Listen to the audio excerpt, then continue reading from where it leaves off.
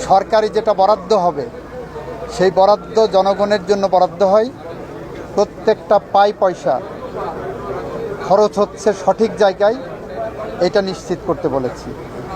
এবং বলেছি যদি কোনো দুর্নীতির আশ্রয় কেউ নেয়, শুধু তার চাকরি যাবে, ডিপার্টমেন্টাল প্রসিডিং হবে সেটা হবে না, সাথে তার বিরুদ্ধে একটা দুর্নীতির মামলাও হবে, এটা বলেছি। মাদকের ব্যাপারে জিরো টলারেন্স, সন্ত্রাস, রাজনৈতিক দুর্বৃত্তায়ন, সামাজিক হানাহানি, মারামারি সমস্ত কিছু নিরপেক্ষভাবে ব্যবস্থা নেওয়ার জন্য প্রশাসনকে আমরা নির্দেশ দিয়েছি।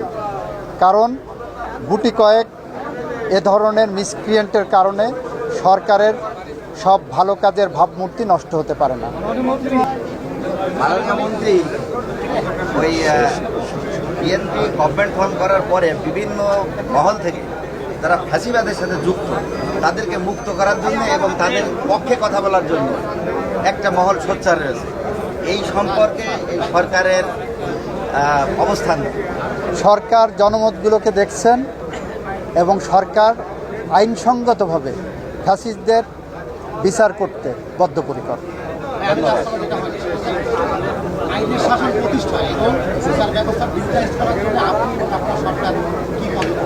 আমরা এটা প্রথম দিনই বলেছি, বাংলাদেশের রক্তের সিঁড়ি বেয়ে ফ্যাসিস্টদের পতন ঘটানো হয়েছে। বাংলাদেশ গণতান্ত্রিক অগ্রযাত্রায় মহাসড়কে উঠেছে। সুতরাং আইনের শাসন, ন্যায় বিচার, মানবাধিকার প্রতিষ্ঠায় আমাদের সরকার বদ্ধপরিকর এবং সেই পথ ধরে আমরা হেঁটে যাব।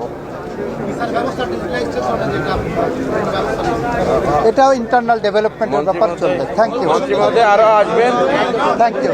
আমার বার্তা, এ ধরনের অপরাধ যেই করে থাকুক এবং তাদেরকে যদি কেউ শেল্টার দিতে আসে তাদেরকে সহ শিকড় উপড়ে ফেলা হবে।